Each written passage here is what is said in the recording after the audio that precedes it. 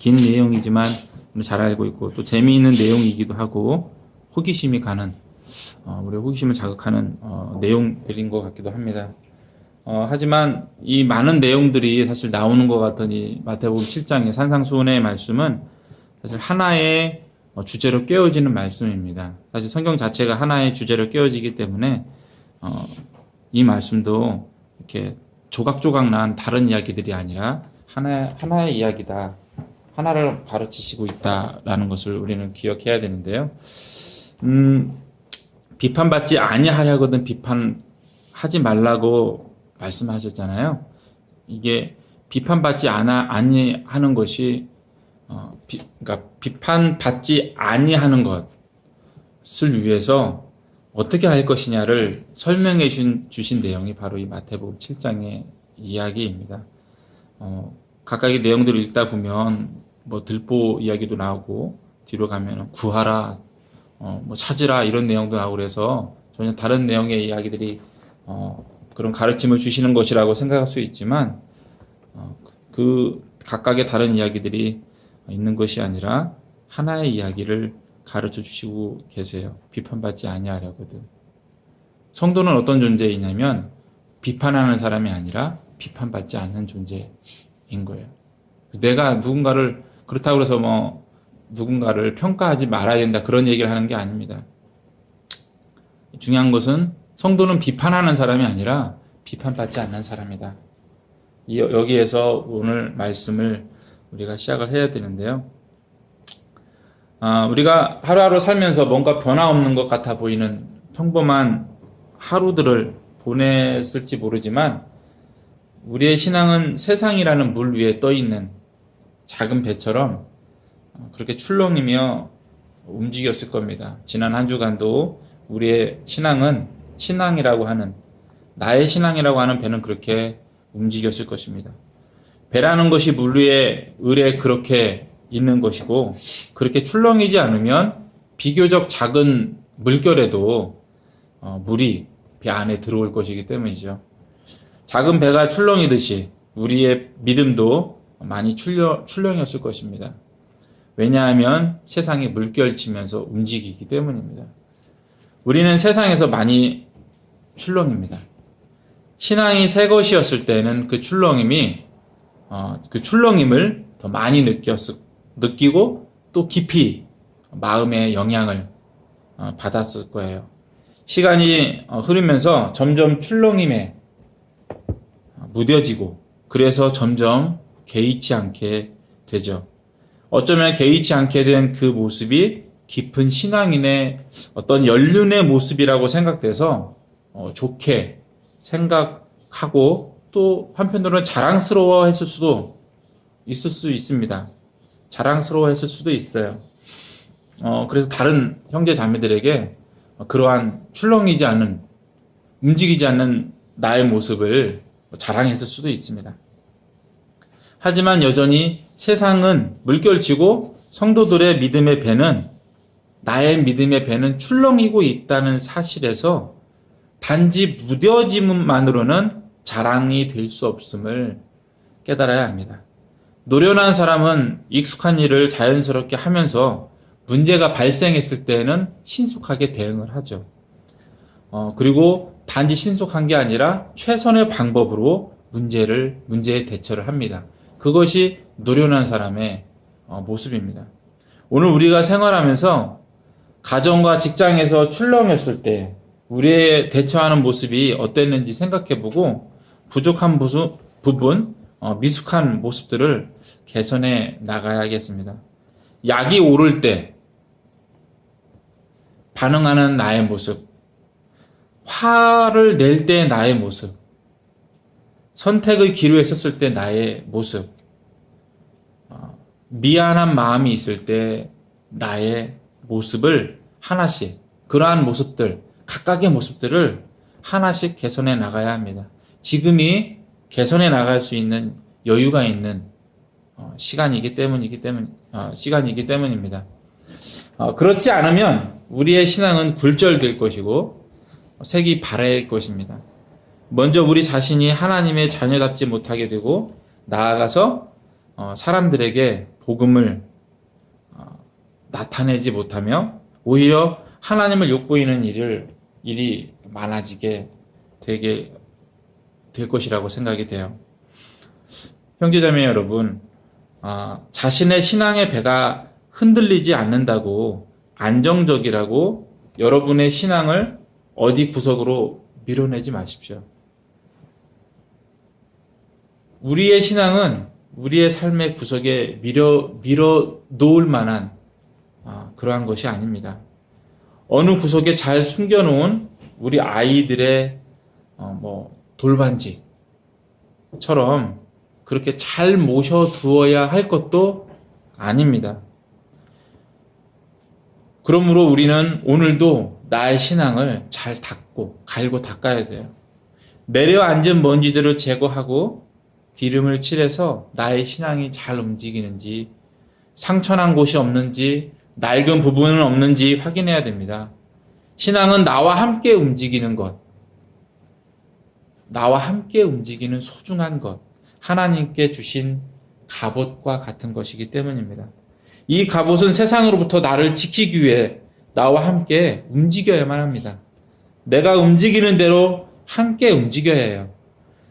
세상 사람들이 보기에는 아무렇게나 움직이는 것 같지만 중요한 것은 내가 그 갑옷 안에 있다는 것, 내가 그 갑옷을 입고 있다는 사실입니다.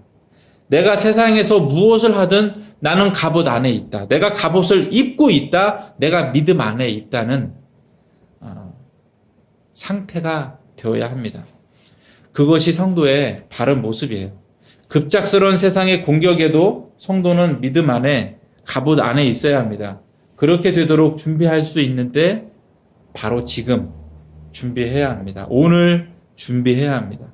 그렇지 않으면 죄는 갑옷에 벌어진 틈으로, 갈라진 틈으로 우리를 공격하고 점점 우리를 잠식해 나갈 것입니다.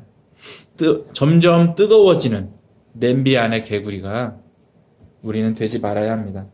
죄를 배척하십시오. 괜찮겠지. 이 정도라면 라는 마음을 하나씩 우리는 떨쳐내야 합니다.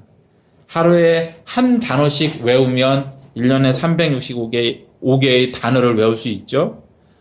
한 달에 하나씩의 그러한 죄를 내가 떨쳐낼 수 있다면 우리는 하나님 앞에 12개의 죄를 떨쳐낸 사람으로 1년에 그렇게 변해질 수 있습니다. 변해갈 수 있습니다. 죄를 그래서 우리는 용인해서는 안 됩니다. 죄를 당연히 해서는 안 됩니다. 비록 버리지 못하고 있는 하나님 앞에 부끄러운 것이 있다 할지라도 죄는 죄라는 사실에 우리는 부끄러워해야 합니다. 우리는 죄가 우리 안에 들어오지 못하게 계속 출렁여야만 합니다. 죄가 좋아서 함께 죄와 춤을 추는 모양이 아니라 죄가 싫어서 한 방울도 내 안에 들어오지 못하게 하기 위해서입니다. 죄를 위해서 움직이는 것이 아니에요. 이를 위해서 예수님이 우리에게 좁은 길로 들어가라. 좁은 문으로 들어가서 좁은 길을 걸어가라고 말씀하셨습니다. 이를 위해서 예수님은 거짓 교사와 거짓 교훈을 배척하라, 조심하라고 말씀하셨습니다. 이유는 죄에 빠지지 않기 위해서입니다. 하나님으로부터 멀어지지 않게 하기 위해서예요. 그러나 많은 사람들이 큰 문을 통해서 넓은 길로 가고 거짓 선지자들의 말에 귀를 기울입니다. 그리고 따라갑니다. 이러한 사실은 우리에게 사람이 죄에 빠지는 것이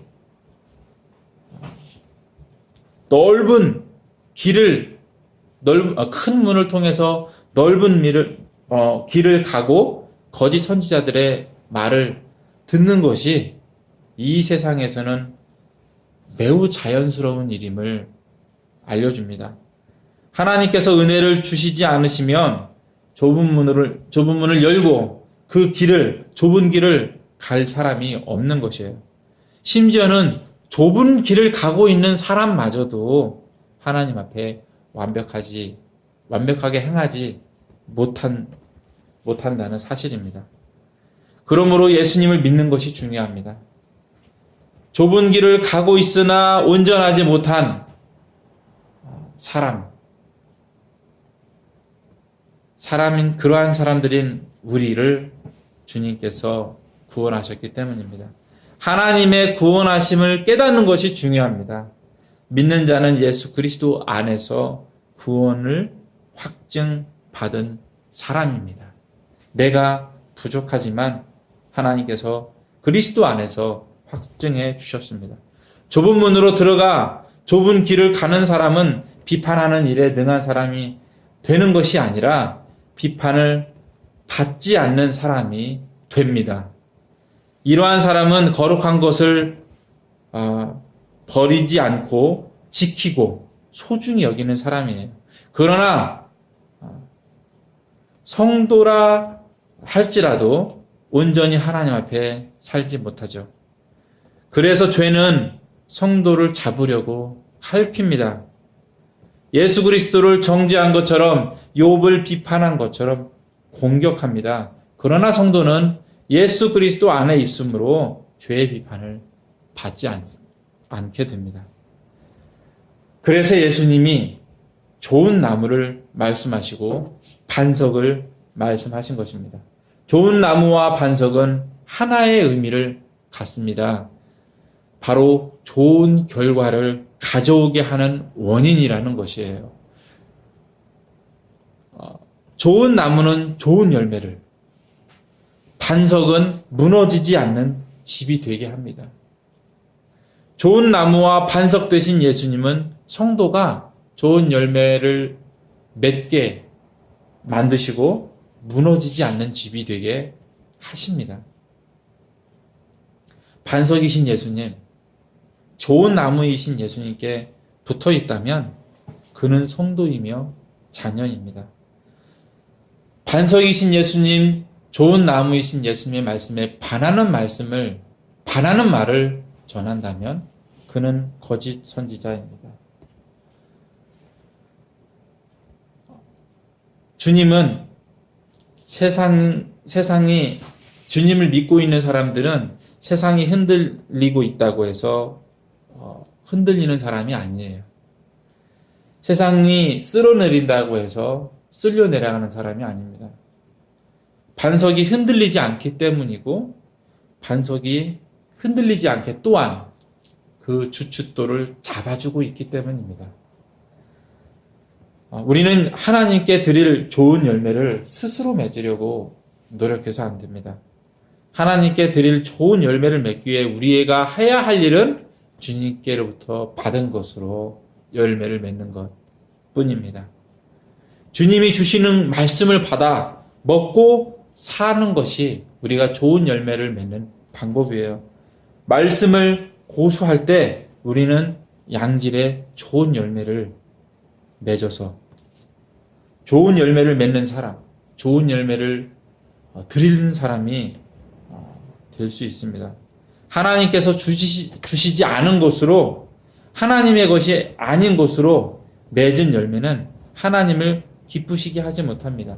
만약 그것이 가능했다면 나의 안에 거하라는 말씀을 예수님께서 하지 않으셨을 것이고, 나는 포도나무요 너희는 가지라는 말씀도 하지 않으셨을 것입니다. 하나님 앞에 새로운 것은 없습니다. 하나님께 뜻밖의 놀라운 선물을 하려고 생각하지 마세요. 그거는 깜찍한 생각입니다. 하나님은 놀라지 않으십니다. 하나님께서 모르시는 게 없으시기 때문입니다. 우리는 단지 하나님 안에 있는 존재예요. 하나님의 것이 아닌 것으로 좋은 열매를 맺으려고 하지 마십시오. 하나님이 주시는 것이 너무 작다, 너무 적다, 그래서 열매를 맺기에 부족하다라고 생각하지 마십시오. 하나님이 주신 것으로 열매를 맺었다면 하나님은 충분하다고 칭찬하실 것입니다. 만약 묵묵히 성실하게 오랜 시간을 들여서 그 열매를 맺었다면 그는 하나님께서 기뻐하시는 사람이요, 그 열매는 하나님을 크게 기뻐하시는 기쁘시게 하는 열매가 될 것입니다. 여러분, 하나님께 받은 것으로 하나님께 받은 것을 고수하십시오. 세상이 거짓 선지자가 주는 것을 버려야만 합니다. 좁은 길로 들어가야 하는 이유는 사람이 너무나도 자연스럽게 큰 길로 가기 때문입니다. 큰 길이 있는 것이 따로 있는 것이 아니라, 큰 문이 따로 있는 것이 아니라 많은 사람들이 가고 있는 그 대열에서 벗어나라는 것입니다. 많은 사람들이 어떤 길을 가고 있습니까? 하나님의 것이 아닌 것을 선택한 삶을 살고 사는 그 길을 선택했습니다. 우리는 하나님으로부터 하나님께서 주시는 것을 선택하는 삶을 고수해야 합니다. 그래야만 하나님께 좋은 열매를 드리는 사람, 무너지지 않는 집을 지을 수 있는 사람이 될 것입니다. 스스로 반석 위에서 내려가지 마시고 스스로 좋은 열매에서 떨어져 나가는 선택을 하지 마십시오. 예수 그리스도 안에서 우리를 반석 위에 넣으시고 지으시고 좋은 열매에 붙이셨습니다. 스스로 벗어나가는 어리석은 사람이 아니라 주님 안에서 반석 위에서 좋은 나무에 붙어서 주님의 기쁨이 되는 사람, 주님의 기쁨이 된 사람, 기쁨의 열매를 맺어드리는 사람, 그러한 성도 자녀가 되시길 바랍니다. 기도하겠습니다.